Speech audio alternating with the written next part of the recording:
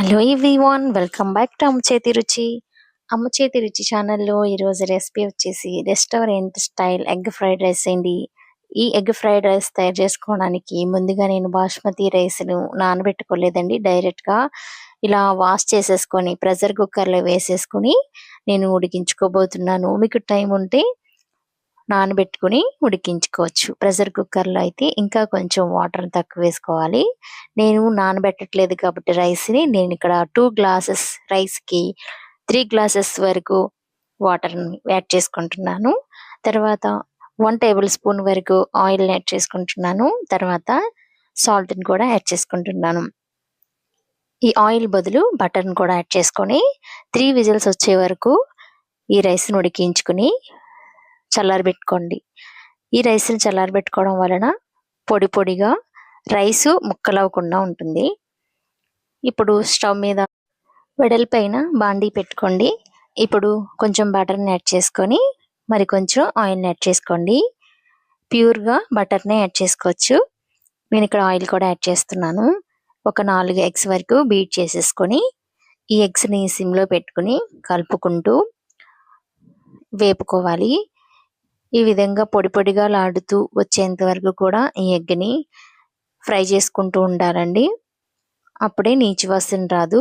మరి ఎక్కువగా ఈ ఎగ్ని ఫ్రై చేయకూడదు.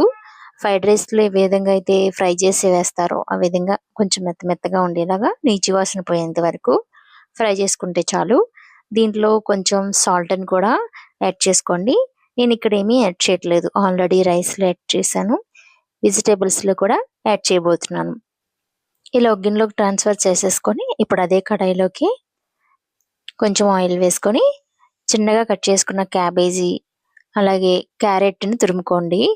ఈ విధంగా క్యాప్సికమ్, తర్వాత కరివేపాకు, పచ్చిమిర్చి ఇవన్నీ కట్ చేసేసుకున్నాను. ఇప్పుడు ఇవన్నీ కూడా యాడ్ చేసేసుకుంటున్నాను.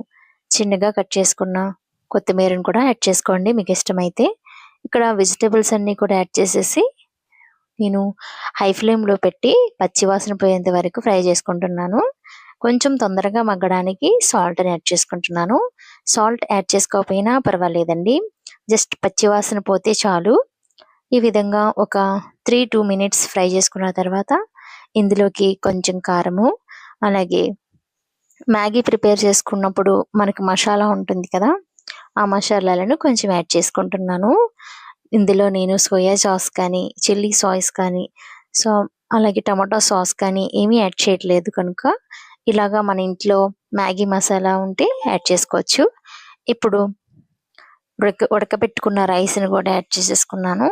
ఇప్పుడు ఫ్రై చేసుకున్న ఎగ్ని కూడా వేసి ఈ రెండు బాగా కలిసేంత వరకు కలుపుకోవాలి. మంటని హై ఫ్లేమ్లో పెట్టుకుని ఒక 5 నిమిషాలు బాగా ఫ్రై చేసుకుని దీన్ని రోస్ట్ చేసుకుంటే బాగుంటుందండి. అలాగే ఈ రోస్ట్ చేస్తున్నప్పుడు ఉప్పు సరిపోయిందో లేదో చూసుకుని ఒకసారి యాడ్ చేసుకొని ఇలా కలుపుకుంటూ ఫ్రై చేసుకోవడం వలన రైసు ముక్కలవ్వదు, తొందరగా ఫ్రై అవుతుంది రైస్ కూడా. ఇప్పుడు లాస్ట్లో కొత్తిమీర వేసుకోండి.